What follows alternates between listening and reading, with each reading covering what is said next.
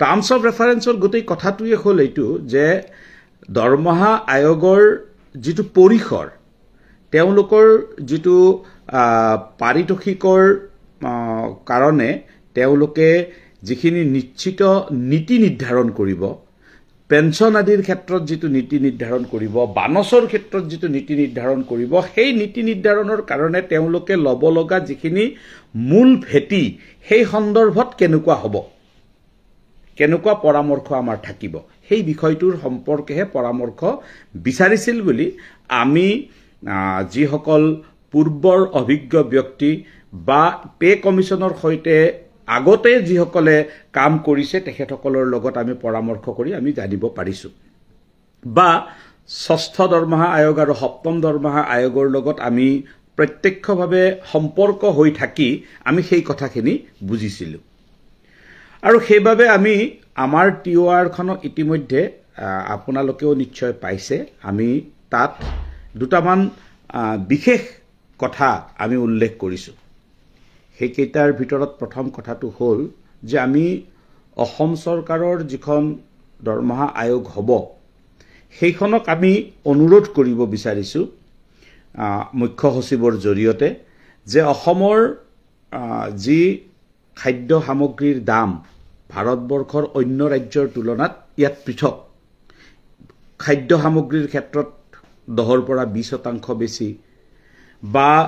বস্ত্ৰ সামগ্ৰীৰ ক্ষেত্ৰত আমাৰ 15 পৰা 30% বেছি ইত্যাদি ইত্যাদি আমি বিভিন্ন ধৰণে গোটেইখন আপোনালোকে পঢ়িলে গম পাব সময়ৰ কাৰণে মই পঢ়ি দিব খোজা নাই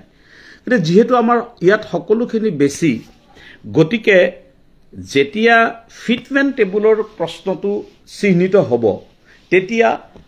কেন্দ্ৰীয় চৰকাৰে 1.86 লৈছে বা 2.7 লৈছে বা কিবা লৈছে বুলিয়ে অসমতো হেইটো কৰিব এই কথাটোৰ আমি অলপ বিৰোধিতা কৰিছো আৰু এই কথাটোৰ ক্ষেত্ৰত আমি ইতিমধ্যে এটা পৰামৰ্শ প্ৰদান কৰিছো যে অসমৰ ক্ষেত্ৰত হেইটো কেন্দ্ৰীয় হাৰতকৈ অলপ বৃদ্ধি হ'ব লাগে যেটো মূল বিষয় হেইটো আমি তেনেকে চিহ্নিত কৰিছো দ্বিতীয় কথাটো আমি কৈছো যে যাতে পৰিয়াল নিৰ্ভৰশীল সদস্যৰ সংখ্যাটো 6 জনলৈ বৃদ্ধি কৰে অসম চৰকাৰৰ সপ্তম দৰমহা আয়োগে পৰিয়ালৰ সংখ্যাটো 3 জনত আবদ্ধ কৰিছে আমাৰ ৰাজ্য চৰকাৰৰ নীতি অনুসৰি সকলোৰে দুটি সন্তান আৰু পিতৃ মাতৃ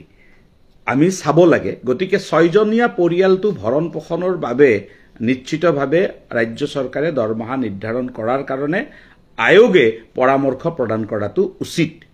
ঠিক তেনেকে আমি অন্যান্য আৰু দুই এটা কথা আমি এইখনত উল্লেখ কৰিছো কিন্তু মই আজি এই লাইভত আহি কথাখিনি কোৱাৰ উদ্দেশ্য এটাই এটো হ'ল যে আমাৰ এইখন যেতিয়া সোশ্যাল মিডিয়া যোগে প্ৰকাশিত হ'ল তাত কেইজনমান সতীৰ্থই বৰ দৃষ্টিকটু হোৱা কমেন্ট দিছে আজিও মই লাইভটো আহিম বুলি কোৱাৰ লগে লগে এগৰাকী সাৰে কমেন্ট দিছে ইএল সম্পৰ্কে এটা কমেন্ট দিছে আপোনালোকে চাব মই কব খোজা নাই সম্ভৱতঃ তেখেতে তেনে ধৰণেই ব্যৱহাৰ কৰে যাৰ কাৰণে তেওঁ প্ৰশ্নটো যেন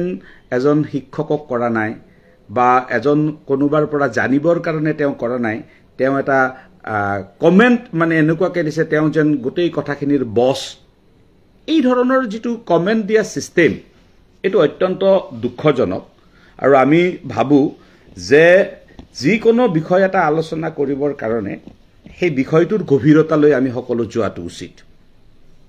টিঅআৰৰ পিছত মই প্ৰসিডিউৰটো আপোনালোকক সকলোকে অৱগত কৰিছো যে এতিয়া দৰমহা আয়োগ গঠন কৰিব দৰমহা আয়োগ গঠন কৰাৰ পিছত দৰমহা আয়োগে এখন কুৱেশ্যনাৰী দিব সেই কুৱেশ্যনাৰীখনৰ আমি সকলোৱে উত্তৰ দিব লাগিব আৰু তাৰ লগত আমাৰ নিজস্ব যিবোৰ আমাৰ ডিমান্ড থাকিব সেই ডিমান্ডবোৰ আমি তাত সংলগ্ন কৰিব লাগিব যুক্তিসহ সেইখিনিৰ কাৰণে আমাৰ হাতত অকমান সময় আছে আৰু দ্বিতীয় প্ৰসংগটো হ'ল সকলোতকৈ বেছিকৈ উত্থাপিত হোৱা প্ৰসংগ এটা এটো হ'ল যে হেডমাষ্টাৰৰ পোষ্ট কি হ'ব 8700 কি হ'ব নিশ্চিতভাৱে আমি আমাৰ গ্ৰেড পে সম্পৰ্কীয় বিষয়টো আমি উপস্থাপন কৰিবলৈ যাওঁতে ষষ্ঠ দৰমহা আয়োগত পঞ্চম দৰমহা আয়োগত সপ্তম দৰমহা আয়োগত যেনেকৈ সন্মিলনীয়ে এই বিষয়টো উপস্থাপন কৰিছে একেধৰণে ইয়াক উপস্থাপন কৰিব মই শিক্ষাবৰ্ষ সম্পৰ্কে যোৱাৰ আগতে অন্যান্য বুলি এটা শব্দ লিখিছিলো তাৰ ৰেফাৰেন্সত কৈছো মই আজি এগৰাকী শিক্ষক বন্ধুৰ লগত এই বিষয়ত কথা পাতিছিলো ৮৭০০ প্ৰসংগত তেওঁক মই সুধিছিলো যে মানে আমি কথা পাতোতে কথা প্ৰসংগতে মই সুধিছিলো মই নাম ক'ব খোজা নাই যে এই যে আমি ৮৭০০ টকাটো পাইছো এটো আমাৰ গ্ৰেজুৱেট গ্ৰেড পে নহয় নেকি তেওঁ কি কৈছে পিছলৈ প্ৰথমতে নহয় বুলিয়ে কৈছিল পিছলৈ যেনিবা ক'লে যে হয়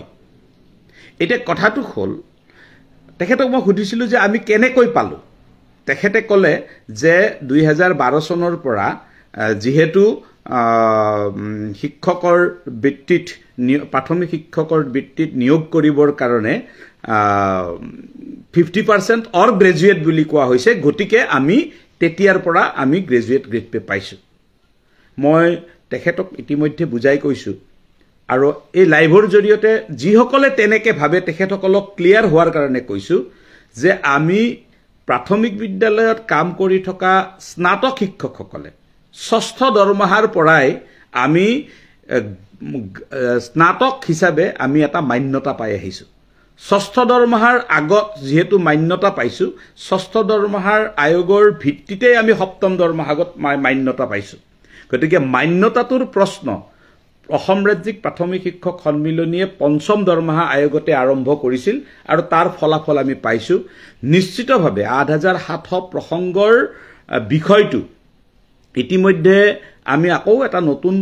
আদালতৰ বিষয়টো চলি থকাৰ মাজতে আমি পুনৰাই মুখ্যমন্ত্ৰীৰ জৰিয়তে আমি এটা প্ৰয়াস আমি প্ৰয়াস কৰিছো যদিহে আমাৰ এই প্ৰয়াসে অতি সোনকালে কিবা কামত নিদিয়ে তেনেহলে আমি নিশ্চিতভাৱে দৰমহা আয়োগ গঠন হলেও আমি ইয়াৰ বাবে সংগ্ৰামৰ পথ আমি লম ইতিমধ্যে আমি আমাৰ ৰাজ্যিক সন্মিলনীৰ কৰ্ণধাৰে এই বিষয়ত আমি চিন্তা চৰ্চা কৰি আছো কেৱল যেহেতু মুখ্যমন্ত্ৰীৰ নিৰ্দেশত ফাইল এটা বিত্ত বিভাগলৈকে গৈছে গতিকে সেই ফাইলটোৰ ৰিজাল্ট কেনেকুৱা আহে পজিটিভ নেগেটিভ কি ৰিজাল্ট আহে তাক আমি অপেক্ষাবৰ কাৰণে কিছু দিনৰ কাৰণে আমি বাট চাইছো গতিকে আপোনালোকক এই কথাটো স্পষ্ট কৰি দিছো যে TOR মানে আমাক কি লাগে সেই কথাটো কোৱা নহয় TOR মানে দৰমহা আয়োগে যিখিনি ক্ৰাইটেৰিয়া ঠিক কৰিব সেই ক্ৰাইটেৰিয়াখিনি ঠিক কৰাৰ কাৰণে আমাৰ পৰামৰ্শ বা আমাৰ মতামত কেনেকুৱা থাকে সেই সেইটোহে মূল বিষয় দ্বিতীয় বিষয়টো আমাৰ শিক্ষাবৰ্ষ সন্দৰ্ভত এটা বিষয় চলি আছে অসম ৰাজ্যিক প্ৰাথমিক শিক্ষক সন্মিলনীয়ে শিক্ষাবৰ্ষৰ ক্ষেত্ৰত যেতিয়া কোভিডকালীন সময়ত এই বিষয়টো উত্থাপিত হৈছিল তেতিয়াৰ পৰা আমি জানুৱাৰী টু ডিসেম্বৰৰ পক্ষতে আমি আছো এতিয়াও আছো ভৱিষ্যতলৈকেও থাকিম নিশ্চিতভাৱে আপোনালোকে হিষ্ট্ৰীটো ইয়াৰ জানে যে 2000 কোভিডৰ সময়ত অসম চৰকাৰে হঠাৎ শিক্ষাবৰ্ষটো আগুৱাই নিবৰ কাৰণে ছাত্ৰ ছাত্ৰীৰ শৈক্ষিক জীৱনৰ প্ৰতি লক্ষ্য ৰাখি আগুৱাই নিবলৈ বিচাৰিছিল তেতিয়াও আমি কৈছিলো যে এটো একো লাভ নহব কাৰণ আমাৰ যেটো কোভিডৰ সময় কিমান হ'ব এই কথাটো আমি নাজানো গতিকে এটো লাভ নহব কিন্তু ইতিমধ্যে শিক্ষাবৰ্ষ হলনি কৰি দিয়া হল মাত্ৰ ৮০০০ ভোটৰ বিনিময়ত আপোনালোকে জানি আচৰিত হ'ব যে সেই সময়ত এটা ভোটিং সিস্টেম কৰিছিল যেটো ভোটিংত সপক্ষে ৮০০০ ভোট পৰিছিল আৰু বিপক্ষে ৪০০০ মান ভোট পৰিছিল আৰু এই ৮০০০ ভোটৰ বিপৰীতে অসমৰ শিক্ষাবৰ্ষটো হলনি কৰি দিয়া হল আমি তেতিয়াও কৈছিলো যে তেতিয়া ঠাণ্ডাৰ বন্ধৰ প্ৰয়োজন হ'ব আৰু ঠাণ্ডাৰ বন্ধ আমাৰ অসম চৰকাৰে কোনো কাৰণতে দিব নোৱাৰে কাৰণ সেন্ট্ৰেল বোৰ্ডত যদিও ঠাণ্ডাৰ বন্ধ আছে কিন্তু সেন্ট্ৰেল বোৰ্ডত বিভিন্ন বন্ধ কম থাকে কাৰণ আমাৰ টুসু পূজাৰ বন্ধও দিব লাগে কৰম পূজাৰ বন্ধও দিব লাগে সতি হাধিনী দিৱসৰ বন্ধও দিব লাগে তে ৰাজ্য চৰকাৰে আকৌ ঠাণ্ডাৰ কাৰণে বন্ধ মিলাব পৰা কোনো প্ৰক্ৰিয়া আমাৰ নাই গতিকে ঠাণ্ডাত শিশুসকলে ক্লাছত থাকিবলগীয়া হোৱাটো আমাৰ কাৰণে অত্যন্ত দুখৰ কথা বা এটা চিন্তাৰ বিষয় যাৰ কাৰণে আমি নিশ্চয় মনত আছে যে 2021 বৰ্ষত ঠাণ্ডাৰ বন্ধ দিবলৈ অসম চৰকাৰ ঠাণ্ডাৰ বন্ধ দিবলগীয়া হৈছিল আনহাতে এপ্ৰিলৰ মাহত আৰম্ভ হোৱাৰ পিছৰে পৰা প্ৰথম সময়খিনি ছাত্ৰ ছাত্ৰীসকলে সুবিধাজনকভাৱে ক্লাছ কৰিব নোৱাৰিব বুলি আমি তেতিয়াও সন্দেহ প্ৰকাশ কৰিছিলো এতিয়া আমি গোটেই বিষয়টো পৰ্যালোচনা কৰি দেখিছো যে অসম চৰকাৰে এটা কথা ক'ব খোজে যে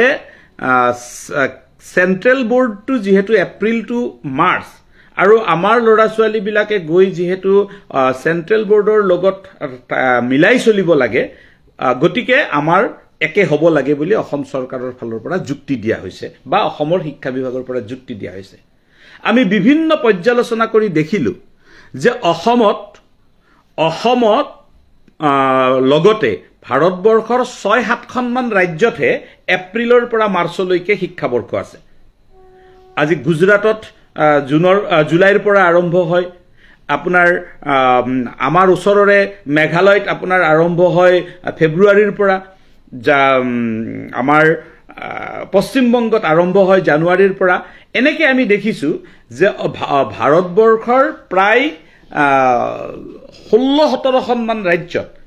বিভিন্ন মানে সময়ত শিক্ষাবৰ্ষ আৰম্ভ হয় আনকি কাশ্মীৰত নৱেম্বৰৰ পৰা ফেব্ৰুৱাৰীলৈকে শিক্ষাবৰ্ষ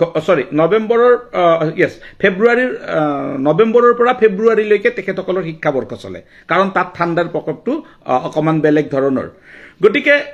যদি আৰু সেইসমূহ ৰাজ্যতো কেন্দ্ৰীয় শিক্ষা বোৰ্ডৰ অধীনত যিবোৰ বিদ্যালয় চলে সেইবোৰ এপ্ৰিল টু মাৰ্চ চলে এতিয়া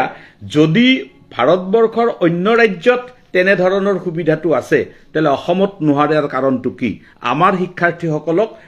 এনেই কষ্ট দিয়াৰ কি যুক্তিটো আছে গতিকে আমি অসম চৰকাৰৰ ওচৰলৈকে ইতিমধ্যে অসমৰ সকলো শিক্ষক সংগঠনৰ যেটো আমাৰ মঞ্চ আছে শিক্ষক মঞ্চৰ তৰফৰ পৰা প্ৰস্তাৱ প্ৰেৰণ কৰিছে আমিও তাত সহমতত একেলগে প্ৰস্তাৱ প্ৰেৰণ কৰিছো তাৰ সমান্তৰালকৈ আমি যুক্তিসমূহ দাখিল কৰাৰ কাৰণে ব্যৱস্থা গ্ৰহণ কৰিছো যে আমি ভাবো অতি সোনকালে আমাৰ ৰাজ্যিক সন্মিলনীৰ তৰফৰ পৰা এটা ভোটিংৰ কাৰণে ব্যৱস্থা কৰিম যেটো ভোটিং অসম চৰকাৰে যোৱাবাৰ ৮,০০০ৰ ভোটৰ বিনিময়ত যেনে ধৰণে অসম চৰকাৰে শিক্ষাবৰ্ষটো সলনি কৰি দিছিল ঠিক তেনে ধৰণৰ কাম যাতে এইবাৰ হ'ব নোৱাৰে তাৰ কাৰণে আমি এটা নিজাকৈ ৰাজ্যিক সন্মিলনীৰ তৰফৰ পৰা এটা ভোটিং বা মতামত গ্ৰহণৰ কাৰণে আমি কাইলৈ বা পৰহিলৈ আমি এটা ব্যৱস্থা কৰিম আমি সকলোকে আহ্বান জনাম সকলোৱে নিজস্ব মতামত প্ৰকাশ কৰিব আৰু আমি ফেসবুক হোৱাটছআপত আমি দেখি আছো যে সকলোৱে জানুৱাৰী ডিসেম্বৰ হোৱাটোকে বিচাৰিছে নিশ্চিতভাৱে আমি সেই যেটো মতামত আহিব সেই মতামতখিনি অসম চৰকাৰলৈকে প্ৰেৰণ কৰিব পৰাৰ ব্যৱস্থা আমি হাতত লম আশা কৰো আপোনালোকে সকলোৱে সহযোগিতা কৰিব গতিকে মই এই কব খোজা এই বিষয়কেইটা আপোনালোকক কলো ইয়াত হেডমাষ্টাৰৰ কেছৰ কথাটো সম্পৰ্কে বহু কেইজনে মতামত দিছে মই দুটা বাক্যত কৈছো যে আদালতৰ বিষয় অসম চৰকাৰক আমি হেডমাষ্টাৰ সম্পৰ্কে কব পৰাকৈ এতিয়া আমাৰ হাতত একো ৰাস্তা নাই কাৰণ অসম চৰকাৰ সন্মত হৈছে 50 জন ছাত্ৰ ছাত্ৰীকলৈকে দিব আমি সন্মিলনীয়ে লাগি আছো কেনেকৈ প্ৰাদেশিকৰণ আইনৰ অধীনত যিমানজন ছাত্ৰ ছাত্ৰী থাকিলে এখন বিদ্যালয় প্ৰাদেশিকৰণ কৰে সিমানজন ছাত্ৰ ছাত্ৰী থকা বিদ্যালয়ত হেডমাষ্টাৰ দিয়াৰ বাবে আমি লাগি আছো কিন্তু যেহেতু অসম চৰকাৰে 50 জনলৈকে নামিছে আমি আশা কৰিছো বাকিখিনিও হ'ব কিন্তু আমাৰ বঙহৰ যুজত এতিয়া আমাৰ গোটেই বিষয়টো স্থবিৰ হৈ আছে আদালতৰ মজিয়াত যোৱা 4 নৱেম্বৰ তাৰিখে আদালতত আমাৰ তাৰিখ আছিল কিন্তু যেহেতু সেই আদালত যিগৰাকী জাজৰ আদালতত পৰিছিল তেওঁ লিভ লোৱা কাৰণে তেওঁৰ আদালতত পৰা সকলোখিনি গোচৰ সেইদিনাখন মানে কেনসেল হৈছিল আৰু পৰৱৰ্তী তাৰিখ এতিয়ালৈকে আমি পোৱা নাই আমাৰ উকিলে এই বিষয়ে যোগাযোগ কৰিছে কিন্তু যেহেতু গোচৰীয়া পক্ষ বেলেগ আৰু যাৰ ওপৰত গোচৰ দিছে তেওঁলোকো বেলেগ গতিকে আমি ডেট লব গলে এই বিষয়টো সমাধান নহয় সেই কাৰণে আমাৰ অসম চৰকাৰৰ পৰা আমি অসম চৰকাৰক ইতিমধ্যে অনুৰোধ জনাইছো যে তাৰিখটো সোনকালে লোৱাব লাগে আৰু অসম চৰকাৰেও ব্যৱস্থা নিশ্চয় কৰিব আৰু অতি সোনকালে আমি আশা ৰাখিছো যে অন্তত এটা ডেটৰ ভিতৰতে নহলেও দুটা ডেটৰ ভিতৰতে আমি এই বিষয়ত আদালতৰ ৰায় আমি পাবলৈ সক্ষম হ'ম আৰু আমি 50 জন ছাত্ৰ ছাত্ৰী থকা সকলো বিদ্যালয়ত সদ্যহতে প্ৰধান শিক্ষকৰ পদ পাবলৈ সক্ষম হ'ম অত্যন্ত এটো এটা দুখৰ বিষয় যে আনকি অসম চৰকাৰে কোট নিযুক্তি পত্ৰ বিতৰণ কৰিব তাৰ হল পৰ্যন্ত ব্যৱস্থা কৰিবলৈ ধৰি থকা সময়তে আমাৰে সতীৰ্থ দুগৰাকী মানে এটা কেছ কৰিলে, যাৰ কাৰণে এই বিষয়টো স্থবিৰ হ'ল। আশা কৰিম এই বিষয়টো অতি সোনকালে সমাধান হ'ব। মই আপোনালোকক বেছি সময় ল'ব খোজা নাই, বেছি দীঘলীয়া লাইভ হ'লে ভাল নালাগে। আমি নিশ্চয় পিছলৈকে আমি আকৌ কম। ইয়াত বিভিন্ন প্ৰশ্ন বা বিভিন্ন বিষয় আপোনালোকে উপস্থাপন কৰিছে, সেইবিলাকক লৈ আমি নিশ্চিতভাৱে কথা পাতিব পাৰিম। যিকোনো কথা থাকিলে আপোনালোকক অনুৰোধ কৰিম যে মই ফোন নম্বৰটো বেছিভাগ সময়তে হোৱাটছআপ, ফেচবুকত মই দিয়ে থাকোঁ। কিবা কনফিউজন থাকিলে যোগাযোগ কৰিব, আমি কথা পাতিম। কিন্তু সাংগঠনিক শৃংখলাটো সকলোৱে ৰক্ষা কৰিব। মহকুমা সমিতিসমূহৰ জৰিয়তে আপোনালোকৰ পৰামৰ্শ 7-8 পে কমিশ্যনলৈকে আমি দিব লগা পৰামৰ্শসমূহ আমি এক্সপাৰ্টৰ জৰিয়তে আমি কৰিমেই। কিন্তু আপোনালোকৰ কিবা যদি পৰামৰ্শ থাকে, যিবোৰ কথা আপোনালোকে ফেচবুক, হোৱাটছআপত লিখে, সেই কথাবোৰ আপোনাৰ নিজৰ মহকুমাৰ সভাপতি সম্পাদকৰ জৰিয়তে প্ৰস্তাৱ হিচাপে আমালৈকে প্ৰেৰণ কৰক, যাতে আমি অষ্টম দৰমহা আয়োগ গঠন হৈ কুৱেশ্যনাৰীখন দিয়াৰ লগে লগে আমি আমাৰ প্ৰতিবেদনখন শক্তিশালী প্ৰতিবেদন দিব পাৰোঁ। আৰু এই কথাটো নিশ্চিত থাকক যে অসম ৰাজ্যিক প্ৰাথমিক শিক্ষক সন্মিলনীয়ে অসমৰ প্ৰাথমিক বিদ্যালয়ত কাম কৰা প্ৰতিগৰাকী শিক্ষক, শিক্ষানুষ্ঠানখনত পঢ়া প্ৰতিগৰাকী শিক্ষাৰ্থী আৰু শিক্ষানুষ্ঠানৰ কাৰণে দায়বদ্ধ। আমি আপোনালোকক এই কথাটোও জনাওঁ যে আমি অচিৰেই আমি বিষয়ববীয়াসকলে ইতিমধ্যে সিদ্ধান্ত কৰিছোঁ। আমাৰ কিছু এটা পৰ্যায়ৰ মাজেৰে আমি পূৰ্ণাংগ সিদ্ধান্ত ল'ম। এই যে ৰাজহুৱা বিদ্যালয়বোৰ এতিয়া ক্ৰমাগতভাৱে বন্ধ কৰিবৰ কাৰণে এটা ষড়যন্ত্ৰ কৰা হৈছে, শিক্ষকসকলক যে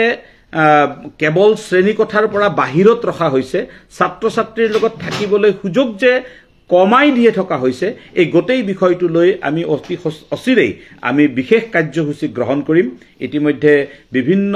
দল সংগঠনৰ লগত এই বিষয়ে কথা পতা হৈছে, গতিকে আপোনালোকক সেই বিষয়েও অৱগত কৰিলোঁ। সকলোকে শুভেচ্ছা জনাইছোঁ। চিন্তা নিশ্চিতভাৱে আমি সকলোৱে কৰিছোঁ, আৰু সেই চিন্তাবোৰ একত্ৰিত কৰি আমি কেনেকৈ অসম চৰকাৰৰ ওচৰলৈকে লৈ যাব পাৰোঁ, এই বিষয়ে আপোনালোকৰ পৰামৰ্শসমূহ মহকুমা সমিতিৰ সৈতে জনাবৰ কাৰণে পুনৰবাৰ অনুৰোধ কৰিছোঁ।